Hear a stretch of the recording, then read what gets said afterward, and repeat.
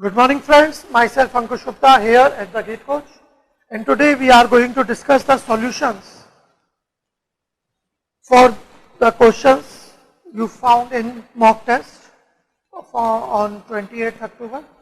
I hope you enjoyed the test. I saw the result of many students, okay, and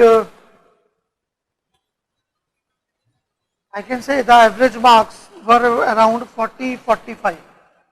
Okay, but I was expecting more, okay, because we designed this test and we put the questions, some easy questions, some difficult questions, but most of the questions were conceptual and easy.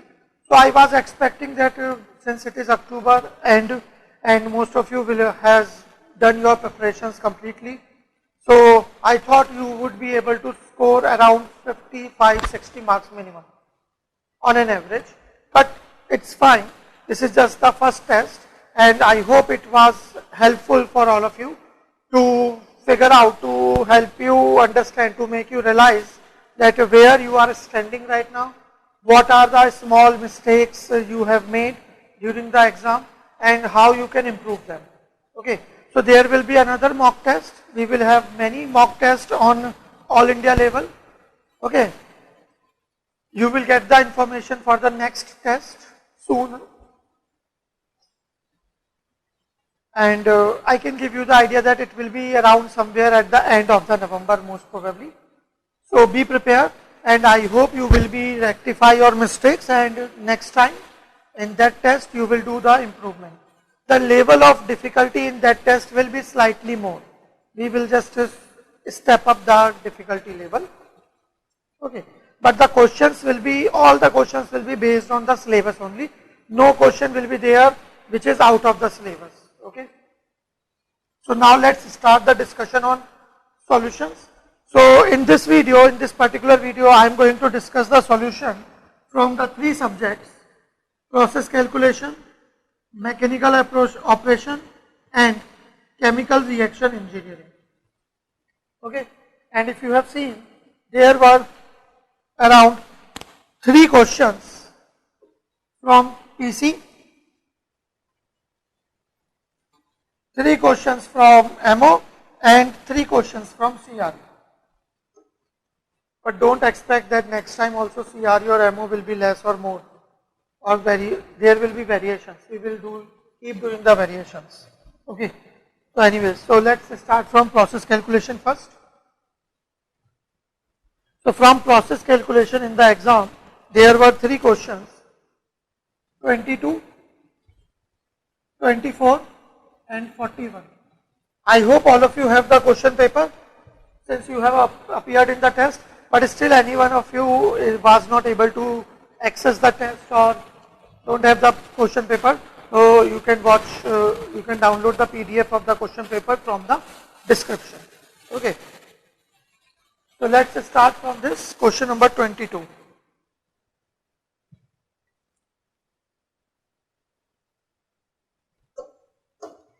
Question was, 2 air streams with mass flow rates of 36 kg per minute and 14 kg per minute with respective enthalpies of 36 kilojoule per kg dry air and 50 kilojoule per kg dry air are mixed. So there is a mixer, we can say. 2 air streams are getting mixed. Let's say the mass flow rates are M1 dot and M2 dot, which is given 36 and 14 kg per minute.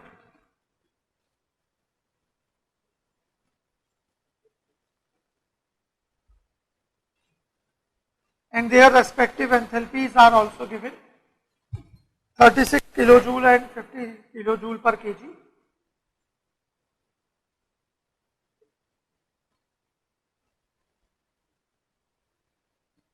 So when they will mix, a third mixed stream will leave. Let's say the flow rate is M3.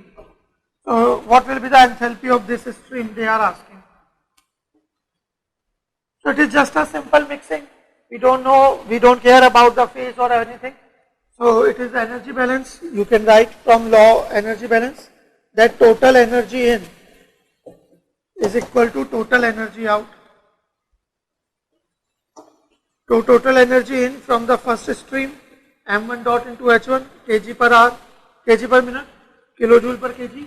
So it is kilojoule per minute plus m2 dot h2, that is equal to m dot 3 into h3. So here you guys can see from overall mass balance, total mass in m1 dot plus m2 dot is equal to total mass out. So here you will get m dot 3 equal to 14 plus 36, 50 kg per minute. When you put those values here, you will get your answer. Simple. See, such a basic question. It was m1 36, h1 36, m2 14, h2 50 equal to m3 50 into h3 unknown. So after solving this, you will get h3. I am writing directly. I hope you can do these calculations. So your answer will be 39.92 kilojoule per kg.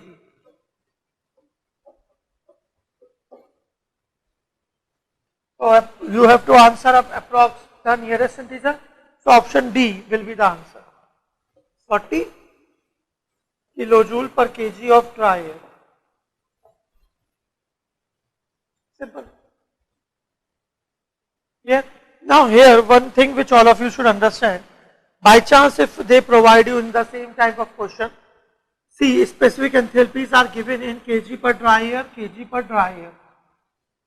If the air streams entering to the mixer, suppose are wet, are moist. If it has 10% moisture, let's say. So here we will not multiply by 36 kilojoule kg per minute. We will multiply by the mass flow rate of dry air only.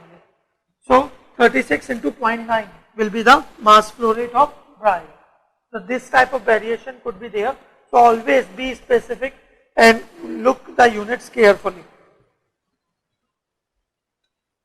Now the second question was 24. In the production of ethanol by hydrolysis of ethylene, diethyl ether is produced as a byproduct. A typical feed stream composition. So in material balance problem, it is always easy if we draw the block diagram. Trust me, if you draw the block diagram properly, 50% of your solution is done there only. After that, it is just calculations. Okay, so it is given in the feed stream.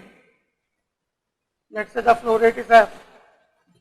We have 55% C2H4, that is ethylene, 5% inerts, and 40% water. And the product stream here contains 52.26% ethylene, 5.49% ethanol,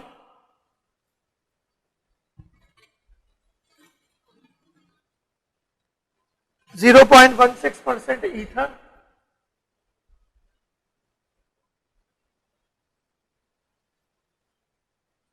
and 36.81% water.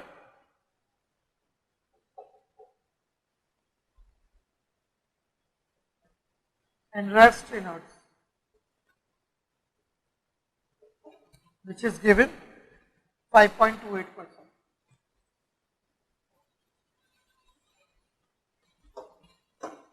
Reactions are also given to us.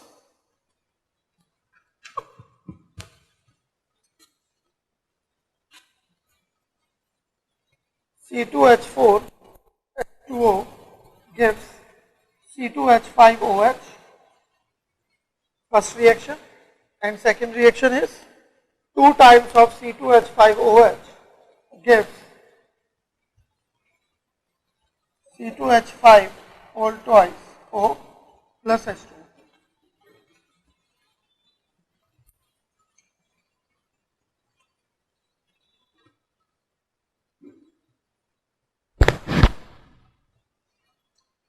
So now here we have to find out the percentage yield of ethanol based on ethylene. So I hope you understand. See, they haven't given any definition. So we will go by the default definition, percentage yield of ethanol based on ethylene. So that will be moles of ethanol produced and left means left and outlet you are getting, plus total moles of ethylene reacted. Simple. This is what we have to ask. So if we are able to find out the amount of ethanol produced and how much CTH reacted, this is the simple question. Okay. So let's start with the basis. Where I should choose the basis? Here or here? So this is just based on the experience. Whenever we are solving material balance problems, always try to choose the basis on the side where you have maximum data available, maximum composition available. Okay. So here at the feed side, inlet side, we have the composition of 3 things. But in the outlet side, we have the composition of 5 things. So, and why it is better to choose basis on product side? Because you can understand, here if you choose the basis, you know the amount of these things, but do you know how much of C2H4 is going in first reaction and how much of ethanol is going here and going here? You have to take some unknown variables and then do the material balance for that. So the length of the solution will increase. And we are not supposed to increase the solution. We are supposed to solve the problems in less time. So that's why it is no-brainer to choose feed on that side, basis on that side. So this side we have a maximum data, plus we know the amount of each and every component almost. So it will be easy for us to find out the composition, the amount participating in each reaction. Okay, so this will be my basis, 100 moles of product, let's say. So if you are choosing this as your basis, so what will be the amount of each component? That I hope you can calculate. Total amount into mole fraction. So C2H4 will be 52.26 mole. Ethanol will be 5.49 mole. Ether will be 0.16 mole. H2O will be 36.81 mole. And inerts will be 5.28 mole. Okay. So now I need the amount of feed. So because if I know this amount, I can calculate C2H4 reacted. So you can see C2H ethanol produced and leaving, now we know 5.49. This is the amount of ethanol produced and left, 5.49.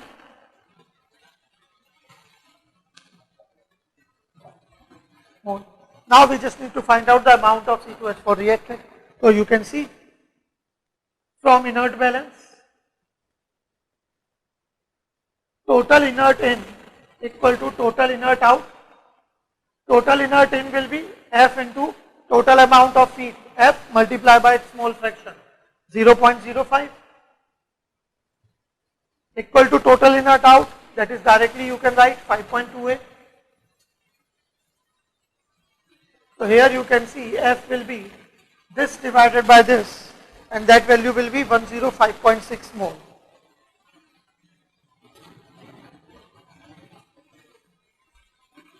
So you can easily answer, since you know that feed, you can find out the amount of C2H4 fed. So C2H4 fed will be F into 0.55. F is this, multiply by 0.55, that will give you 58.08 mole.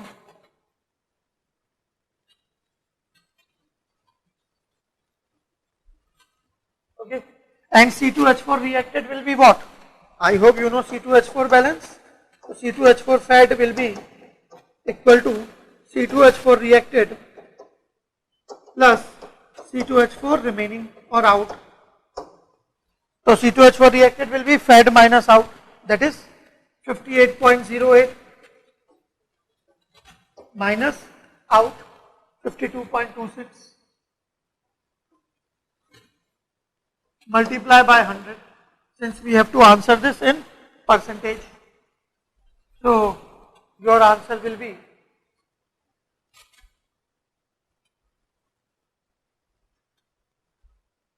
94.33%.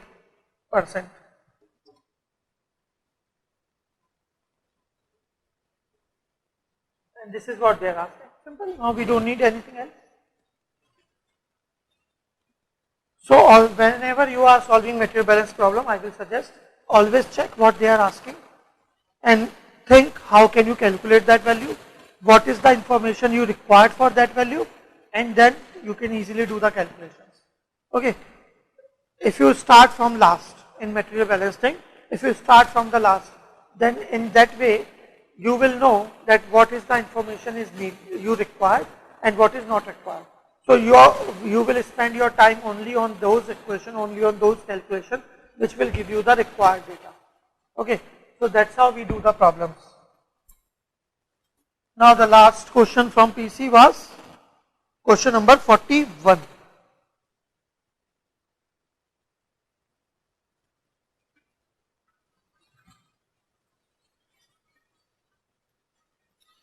Limestone containing CaCO3, MgCO3 is calcined. So this is some reactor. We are sending feed in the form of limestone which has CaCO3 and MgCO3, and that is calcined. I hope you know the calcination reactions. So for CaCO3, basically the decomposition reaction. So it will decompose as CaO plus CO2, and MgCO3 will decompose as MgO plus CO2. These are the calcination reactions. So they are saying when pure limestone is calcined, pure limestone means only these two components are there, it is calcined, means it is reacted, then 94.8 grams CO2 is produced,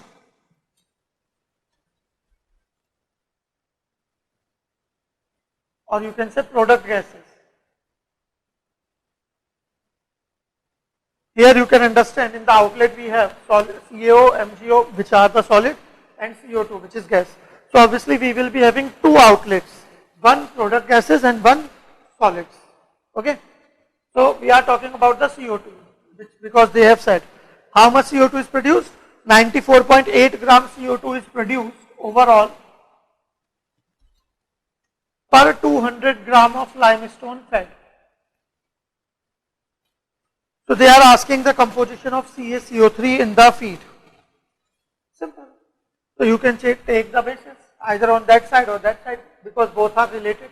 Doesn't matter. I can write my basis 94.8 gram CO2 produced per 200 gram limestone fed. Okay. Here, this is total 200 gram, which will have this plus this. So, if you take this value, this is the CO2 coming from two reactions. So, we have to find out how much CO2 is coming from which reaction. And here also we don't know the composition, that is what they are asking. So, we have to, we don't have any choice. By default, we have to consider some unknown to simplify the problem. So let X gram CaCO3 is fed. So if CaCO3 is X gram, so you can understand MgCO3 will be. So MgCO3 fed will be 200 minus X gram. Clear? Now here you guys can see. Now everything is sorted. Till now we were doing the material balance in terms of moles. Here also we can do that. convert the mass in terms of moles and then solve, or otherwise just for the simplicity you can do it in terms of mass as well. And when we need to do the material balance in terms of mass, then molecular weight will become important. And what is molecular weight? For CaCO3 it is 100, for MgCO3 it is 84, for CaO it is 56, this is 44, CO2 and MgO will be 40. I hope you understand that. Molecular weights kg by kilomole or gram by gram mole. So here you guys can see, now let's do the things. So from reaction 1, we can see 100 gram CaCO3 gives 44 gram CO2.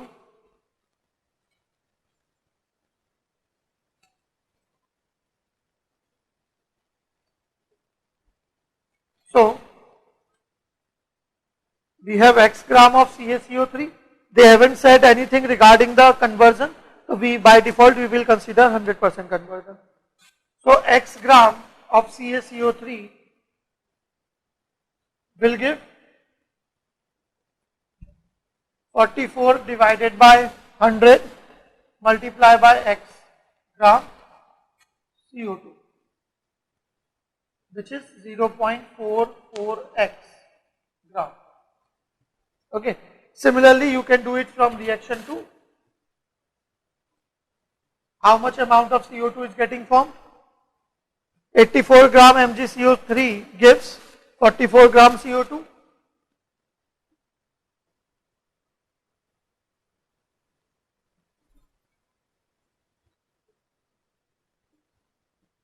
So 200 minus X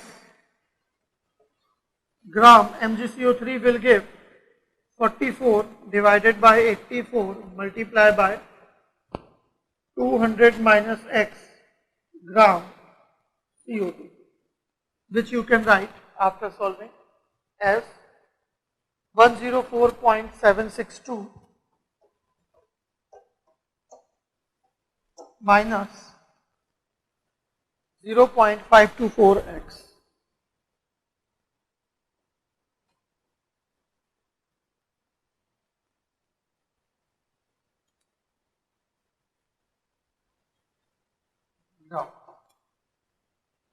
So now we know the total amount of CO2 produced from reaction 1 and reaction 2. So you guys can see, this is what is your answer. So total CO2 produced from reaction 1 0.44x gram, from reaction 2 104.762 minus 0.524x. Okay, and you know that this total CO2 produced should be equal to 94.8 gram. So after solving this, you people will get, you can too, that's not a big deal. After solving this, you will get x is equal to 118.595.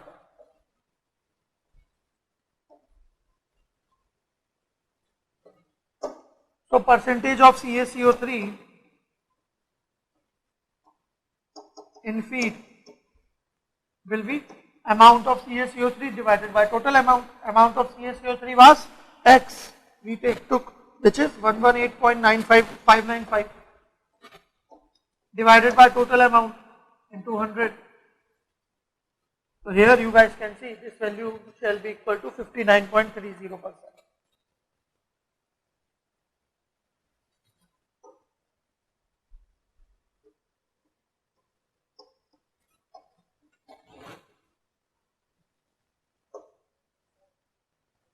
It will be 59.298 and they are asking up to 2 decimal places. So 298 can be written as 0.298 can be written as 0.30. Okay, so that's how you can solve. Simple. This is all about the process calculation part. Now let's do those 3 questions from mechanical operations. So first question was question number 8.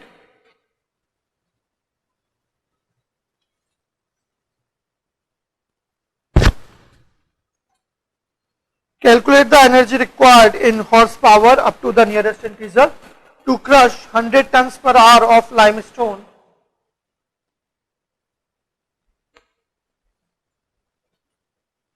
if 80% of the feed passes through a screen of 3.75 centimeter aperture. I hope you know that when we talk about the size reduction, this is the very common assumption, this is the very common method to find out the average size. Suppose if you have a feed mixture, solid particles mixture, I hope you know about the screen, so we will pass that mixture through the screen. So the screen through which 80% of the mixture is able to pass and 20% is retained. So for that mixture we say the average size of the particle is same as the mesh size of the screen. Okay, so the same thing they have said here, 80% of the feed is able to pass through 3.75 centimeter aperture screen. So it means the average size of the feed particle will be this, which we can write in mm as 37.5 mm. Similarly for the product, it is given that 80% of product is able to pass through 0.03 centimeter aperture screen, which we can write it as 0.3 mm. Now why we are writing this mm? Because work index is given, so it is obvious that we have to use the Bond's law, which is 12.74 kilowatt hour per ton. And if you people know about the Bond's law,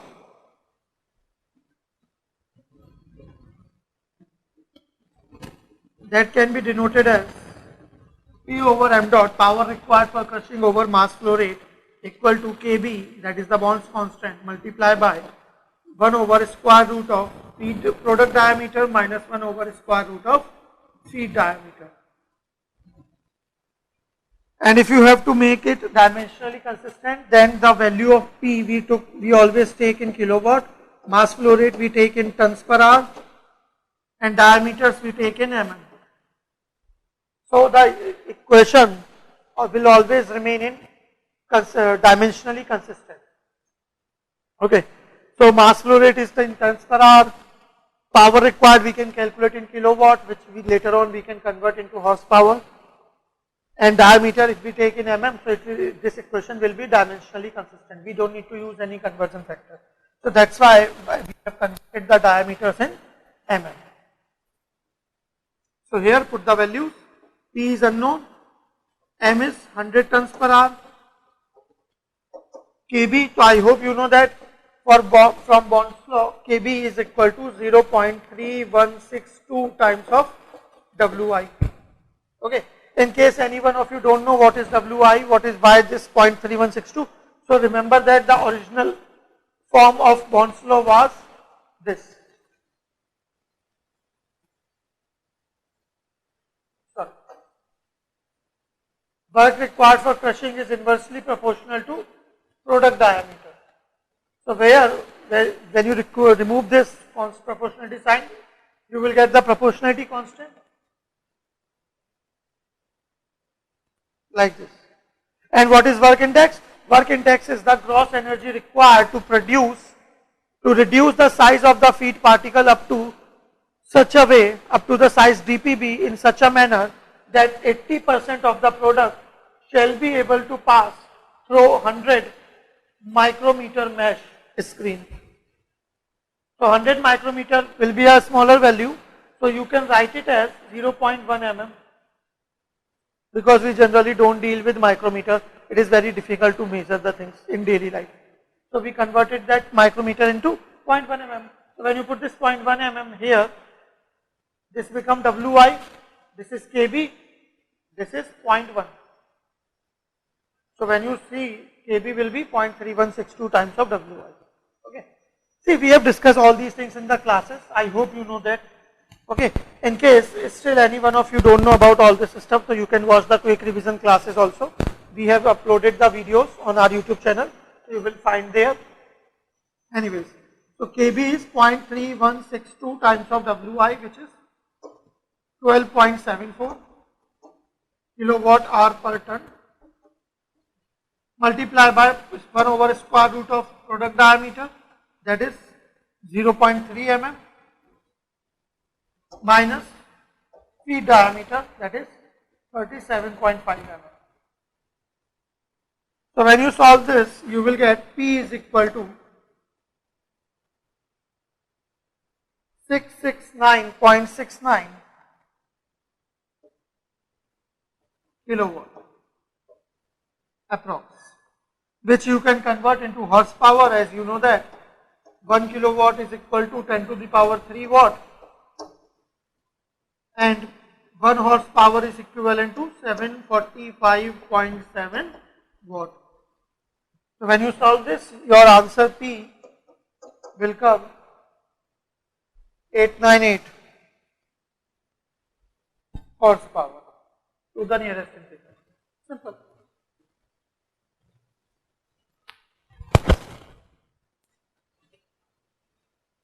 I hope all these things are clear. Okay. Now next question 12. The sphere of diameter 0.02 meter falls in a fluid of kinematic viscosity 10 stokes and terminal velocity 0.02 meter per second. What will be the coefficient of drag?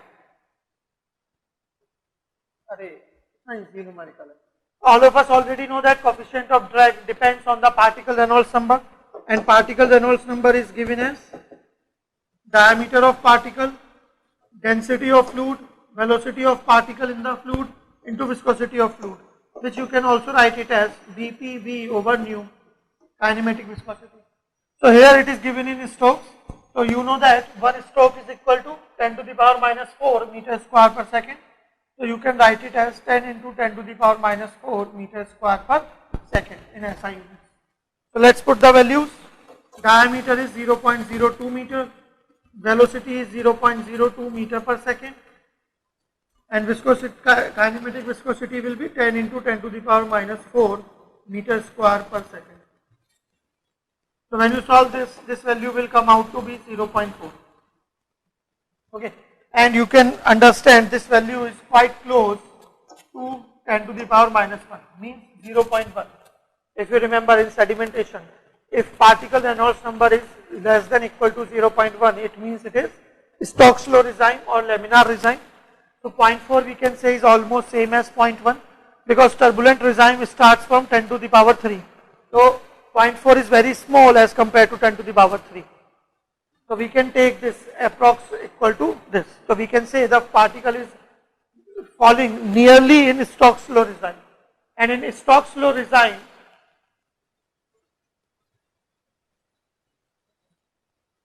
or you can say laminar flow regime, coefficient of drag is given as 24 over particle Reynolds number. So here put the value. So this value will be approx 60. Done. Simple. और क्या करना था इसमें? कुछ नहीं.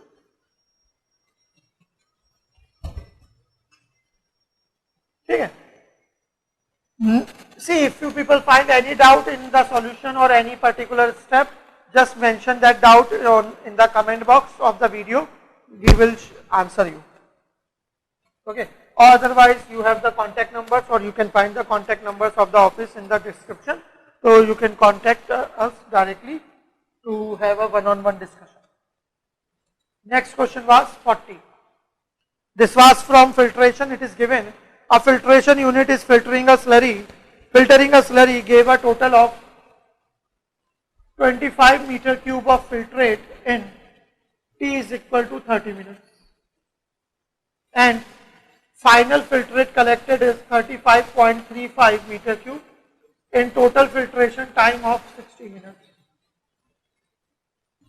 If volume of washing water used is 10 meter cube, then what will be the washing time required? Medium resistance can be neglected. Pressure drop is almost constant.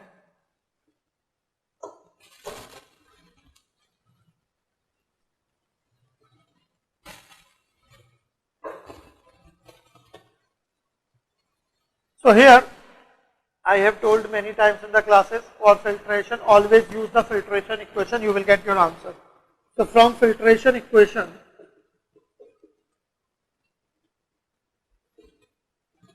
which you know that dt upon dv is equal to kpv plus b. And since medium resistance is negligible, so B can be neglected and we will left with dt upon dv is equal to kp into V. Okay. Now all of you already understand we need to calculate the washing time. And what is washing time? See, I hope you know that, but still I am giving you the basic idea. How can you understand the things? This is the septum.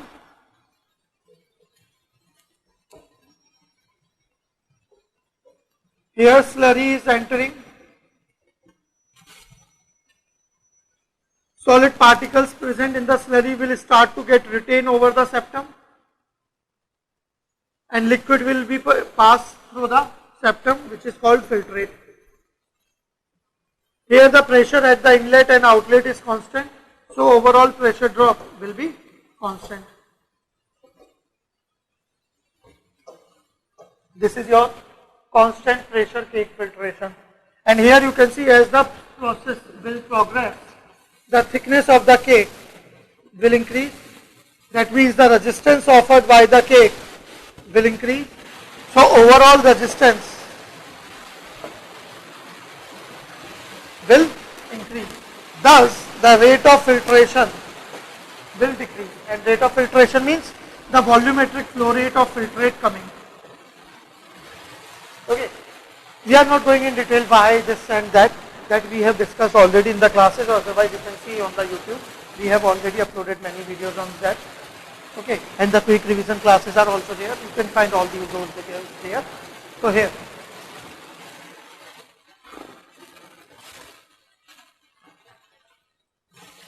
You know that we write generally rate as flux into area. And flux we generally defined as driving force over resistance. Okay, so here you can understand as the progress is proceeding, the resistance is increasing, driving force is constant, that is the pressure drop. So obviously flux means the rate of filtration shall decrease. Clear? Now just understand, at the end of the filtration, when T is equal to Tf, filtration is just going to end. Suppose filtration is going on for 1 hour. So from T equal to 0 minute to T equal to 160 minutes, as time progresses, the overall rate of filtration will keep on decreasing. Okay, and the moment rate of filtration will be close to 60 minutes, let's say 59 minutes, 59 seconds. Okay, just at the end of the filtration, there will be some rate of filtration. Okay, and after that filtration has stopped, so nothing will come out. So we can't talk about the rate of filtration, but just at the end of the filtration, there was some value. Let's say rate of filtration at the end moment. Okay, now after filtration is done, what we do, we introduce the washing water, washing liquid, to remove the impurities present in the cake, the ionic impurities, dissolved impurities, etc.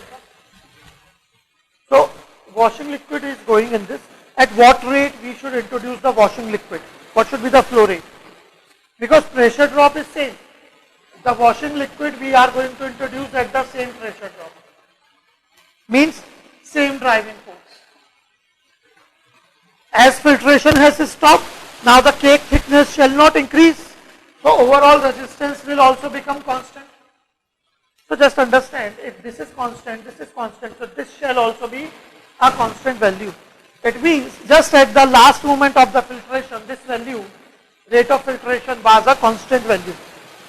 Okay, so it would be a better idea if we introduce the washing liquid at the same rate for the corresponding driving force and resistances. Okay, because if you try to introduce the washing liquid at any different rate than this value, then it is the possibility that the cake characteristics might change. The washing liquid might alter the cake form.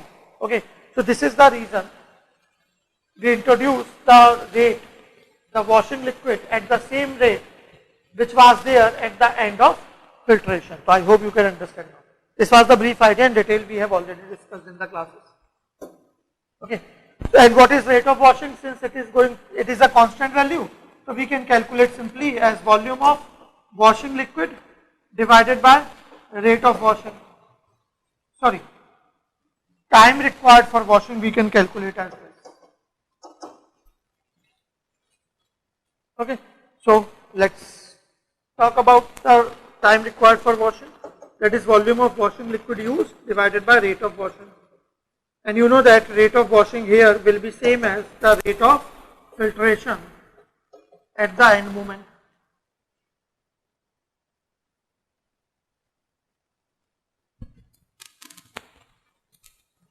So how can we do that?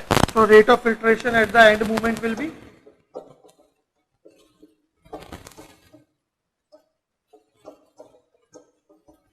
one upon Kp Vf. Vf is the final volume of filtrate collected, overall value of the filtrate collected, cumulative value of the filtrate collected, total value of the filtrate collected, whatever you like you can say. So Kp is the unknown we need to calculate. So Kp we can calculate with the help of first data, because only one unknown is there, so one data is sufficient. So you can integrate this, you will get P is equal to Kp upon 2 V square, put the values, P equal to 30 minutes. Kp upon 2, V is equal to 25 meter cube. So after solving this, you will get Kp equal to 0.096 minute per meter power 6. And when you put this value of Kp,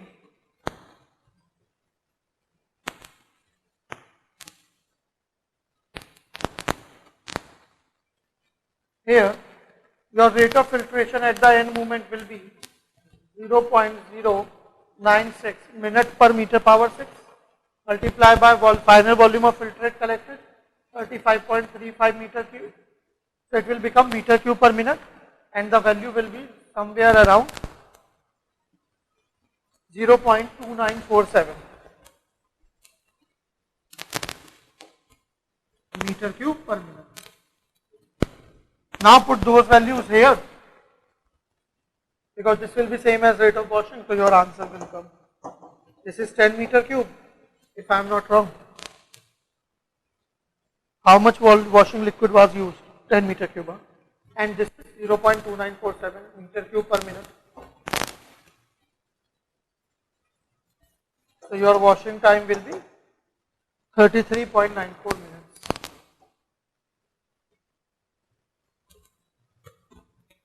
Simple. So that's how you can solve the problem related to filtration. Okay. Now let's talk about the CRE part. In CRE also there were only 3 questions. First was question number 16.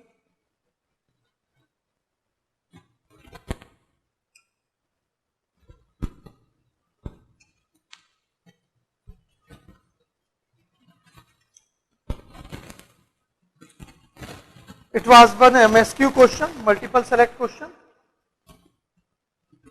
Means we can have more than one correct answer.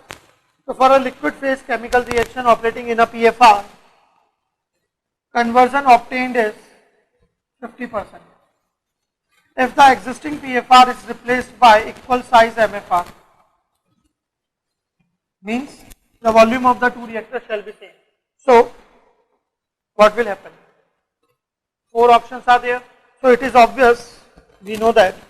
We have discussed these things in classes also. Otherwise, you know the comparative study between MFR and PFR, I guess. For positive order reaction, conversion obtained by MFR will be less than that of obtained by PFR of same volume.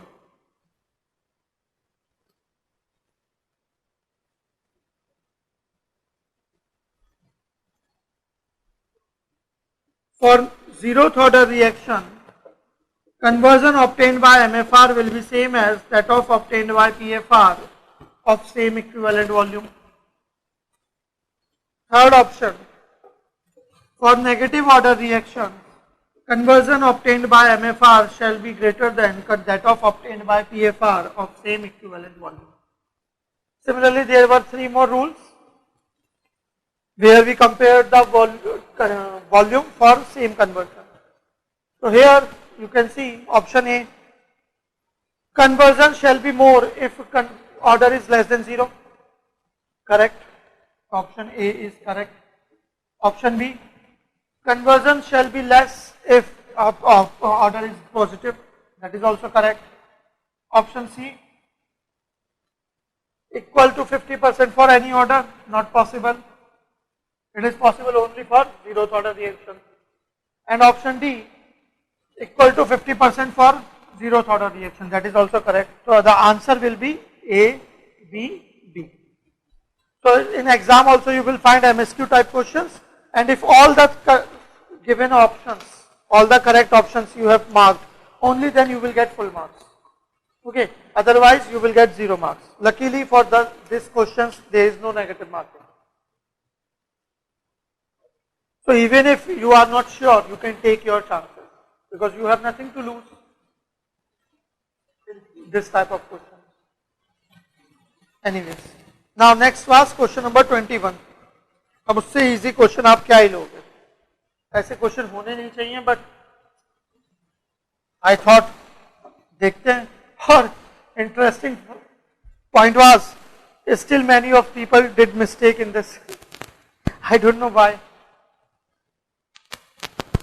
For a gas phase reaction taking place at 500 degrees Celsius, which can be taken as 773 Kelvin and pressure 5.5 atm, what will be the initial concentration? So you know that from ideal gas law we can calculate initial concentration as PA naught over RT, where PA naught can be written as YA naught into total pressure over RT. They haven't said anything regarding the composition, so we will consider this to be pure. Total pressure is given 5.5 atm, temperature is given 773 Kelvin, and value of R, see options, you have to answer concentration in kilomole per meter cube.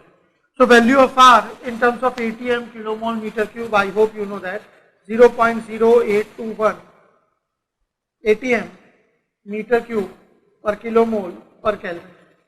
So after solving this you will get 0.08666 kilomole per meter cube.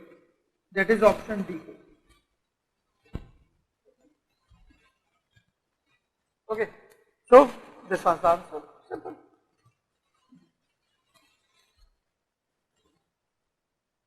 See, in GATE exam also you might find such questions कि आपको लगेगा ही नहीं कि अच्छा ऐसा question exam में आया, ये तो ऐसे ही सॉल्व हो गया. So it happens. You can see the previous year paper.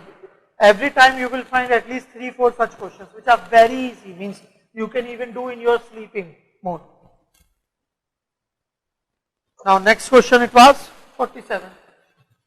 This was some question, and if you read the question properly, if you know the concept, the meaning of the terms, only then you can solve this question. Okay. So here it is given, following gas phase reaction 4pH3 gives P4 plus 6H2 having rate equation minus RPH3 equal to 85 R inverse into concentration of PH3. So it is obvious this is first order reaction taking place in PFR. Temperature and pressure is given 773 Kelvin and pressure is 5.5 atm. Conversion need to be obtained is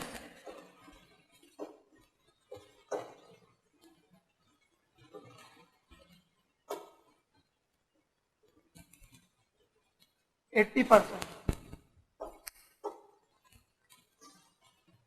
Now see, if the feed containing 50% A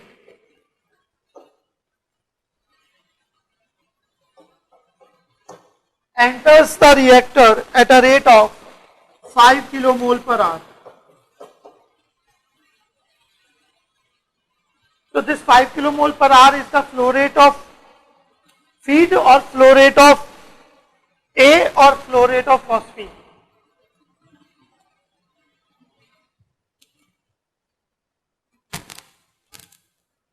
If you read, it was given feed containing 50% A entering the reactor at this rate.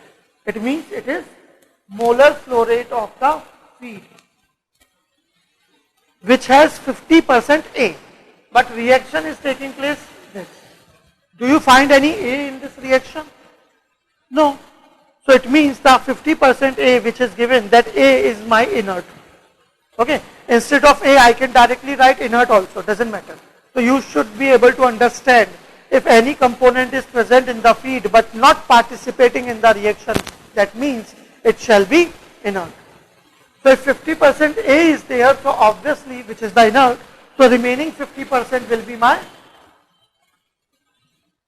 phosphine. I hope it is clear now. So the molar flow rate of phosphine, let's say I am representing phosphine by the notation P. The initial molar flow rate of phosphine will be total flow rate into mole fraction, that is 5 into 0.5, 2.5 kilomole per hour. And here you can see overall stoichiometric coefficient is 6 plus 1 minus 4 equal to 3. So it is obvious this is variable volume reaction system. So for variable volume reaction system, the design equation of PFR, I hope you remember, V upon Fa naught equal to, Vp upon Fa naught equal to integration from 0 to Xa of dxa over minus Ra.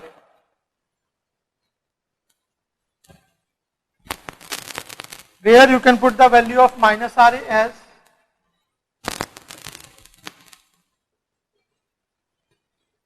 K times of Cp. We should not write Pa here, sorry, that is the standard way, so my mistake. Volume of PFR over Fp naught is equal to integration from 0 to Xp dxp over minus Rp, where you can write minus Rp as Kcp, since it is first order reaction, obvious. And for VVRS system at constant temperature and pressure, I hope you know that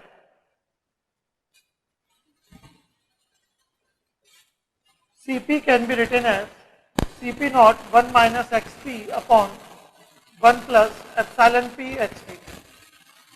So ultimately you will get V is equal to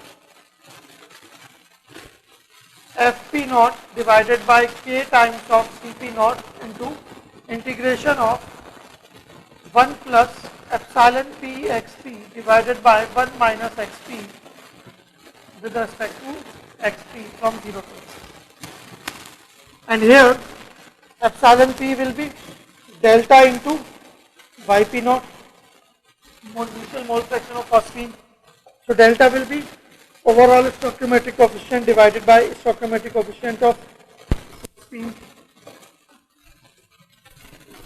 So here you can put the values, it is 7 minus 4 upon 4 into 0.5. So you will get epsilon P is equal to 0.375.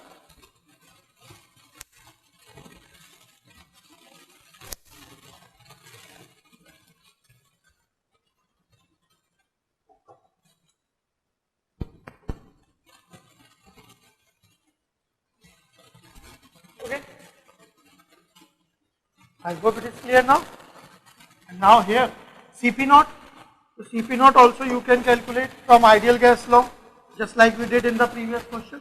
The initial mole fraction of phosphine 0.5, total pressure 5.5 atm divided by value of R in terms of atm kilomole per meter cube. Why kilomole? Because F was given in kilomole.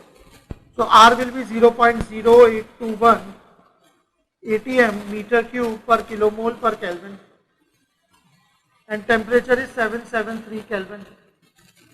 So here you will get Cp naught equal to 0.0433 kilomole per meter cube. You can check.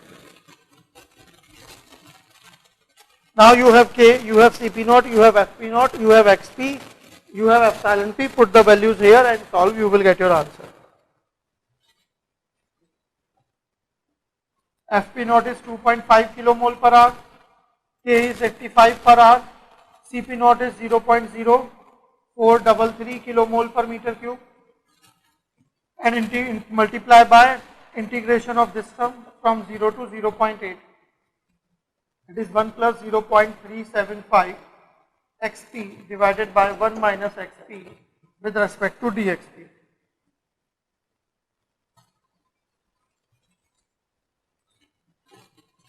So when you solve this, you will get Vp in meter cube, and that shall be 1.299 meter cube.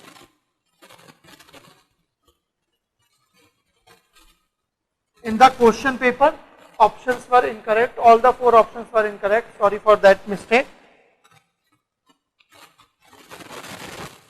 But this will be the answer. I hope it is clear now.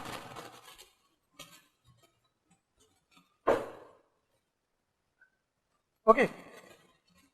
By the way, we have rectified that mistake. So when you will update your test paper, means refresh that, or you produce your result again, you will be able to find the correct question, correct option and answer. Your answer shall be improved, count. If any one of you put in this answer, so it will be counted now. Okay. Anyways, so this is all about the CRE part now. So in the next video, I will discuss the solutions for thermodynamics, mass transfer, and some of the questions from heat transfer also. So till then, bye bye, take care guys, have a great day ahead, and if you find again any difficulty, just mention in the comment box or contact on the office mail ID or phone number. See you.